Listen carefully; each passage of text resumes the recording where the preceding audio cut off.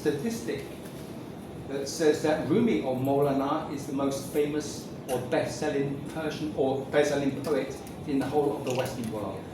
And this was reported by the Christian Science Monitor way back in 1995 or 1996 or something. So Rumi in the West is absolutely humongous. Goes hand in hand, I think, with a kind of devotionalism, New Age religion which has taken hold, or the search for spirituality which is very, very prevalent in the West. So the Ghazal is not just famous in the Persianate world, it's taken massive strides also in the West. So in terms of the names of the Persian poets that we can use, I mean, these names, for me, they just drop off the tongue. Maybe you've heard of many of them too. People like Sanai, Nizami, Attar, Rumi, Sadi, Hafiz, and Jami. In the Persianate world, these names are absolutely humongous. These are the intellectuals of the time, from about the time of the 10th or 11th century to the 16th century. It's often said that Persianate Sufism comes to an end with Jami. Okay, so Jami was a poet of the Timurid dynasty, and he died in about the first decade of the 16th century.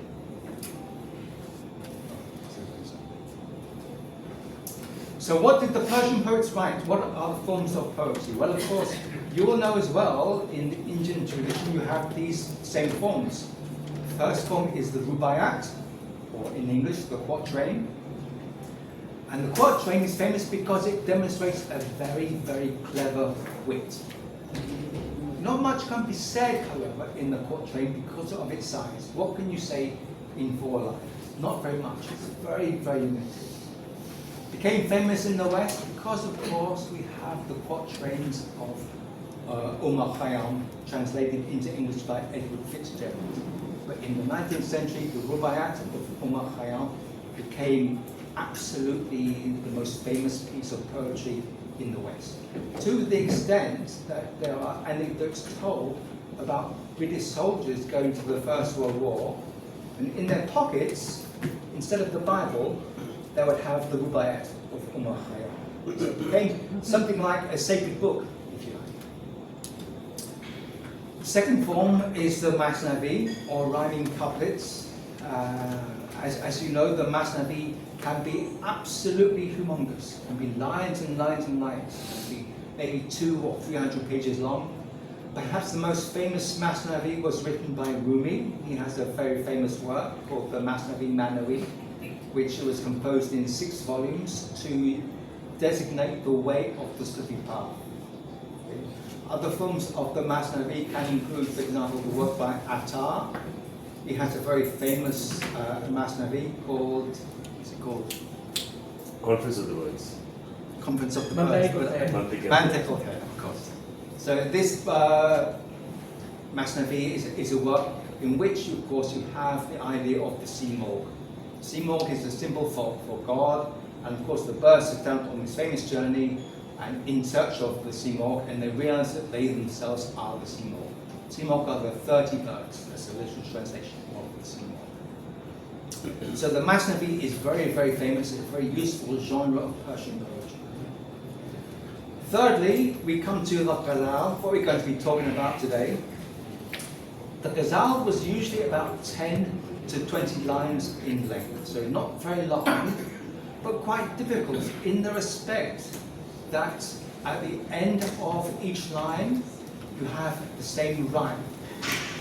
So a rhyme for 10 or 20 lines is quite difficult to achieve compared to the Masnavi, in which the rhyme is only two lines long. So you can see the difficulty involved.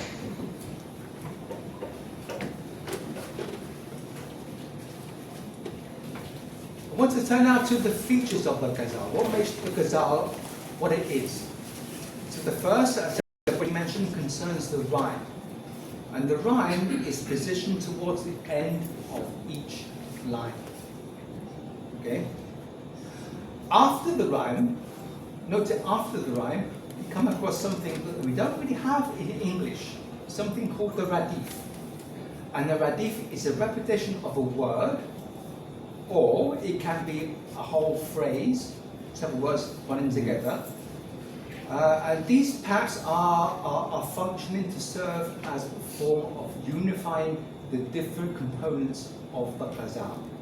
So for example, as a radif, you can have maybe one word, such as, let's say, wahdatul wujud, unity of existence. Okay? And this is repeated in each and every single line, and it joins all the lines together to form a coherent whole. Okay? The next feature of the ghazal is what is known in Persian as the takalos. In most ghazals, what happens is at the very, very end of the ghazal, the poet mentions his own name. So for example, you have the name of Attar. Attar also uses his first name, Farid. Okay, so sometimes Farid, sometimes Attar. But it serves as a way to identify or legitimize or verify the identity of the poet as the author of the poem. Okay? Rumi, or Maulana, is somewhat problematic in this respect because he refused to use his own name. I'll explain this later on when we come to Rumi and why he adopted different forms of the takalos. But if I don't mention it, please do ask me a question. Fourthly, in the ghazal we have the meter. The meter of the poem gives each and every poem a certain degree of what is called musicality. So the best way to describe the function of the meter is to give you an example of the English poets. For example, Alfred Lord Tennyson has a very, very famous poem called The Lady of Shalott. So in The Lady of Shalott, we have this poetry. I can recite some of it for you. She left the web, she left the room, she made 3 paces through the room. She saw the water lily blue, she saw the helmet and the plume. She looked down to come out. Out flew the web and floated by. The mirror cracked from side to side. The curse has come upon me, cried the Lady of Shalott. So you may not be able to catch all the meaning, but what you can catch is the musicality. Dum de dum de dum de dum, de dum de dum de dum de dum, de dum de dum de dum de dum. Yeah. So we have this in English too. We have exactly the same feature for the ghazal. You must know this too because you have the ghazals in your own literature. Exactly. So, there we go. So, the ghazal has not always been the ghazal has not always been universally acclaimed in the West. It has faced a lot of criticism. First person to criticize the ghazal, rather bizarrely, was Sir William Jones. And hopefully you all know who Sir William Jones was. He was the founder of the Asiatic Society in Calcutta. William Jones wrote the first book of Persian grammar in English. He wrote it in such a way that he illustrated Persian grammar with the use of Persian poetry. In this book, he included ghazals from Hafiz, from Iran. And he used a rather unfortunate description of these verses. He said they were oriental pearls at random strung. Now, what did he mean by oriental pearls at random strung?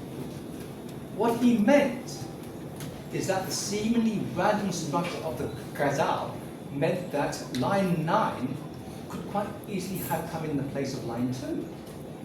Or line 6 could quite easily come in the place of line 4. In other words, there is no real linear pattern. There is no progression. Everything is more or less static, which explains for the fact that it's completely and utterly random. Okay, we'll come back to this in a minute. But it's not just a kind of like Orientalist discussion dating back to the 17th or 18th century. We find similar kinds of expressions in other, much more modern Western scholarship. So, for example, there's a very, very famous Dutch scholar called De Bruijn. died in 2023. And look what he says. He says, and I quote, mainly under the influence of Hafiz's style, the Ghazal later developed into an intricate poem in which the individual lines were treated more or less as independent poetic units at the expense of the coherence of the poem as a whole. So the important point there is that each and every line is an independent unit, okay? Not necessarily connecting with the rest of the poem. In other words,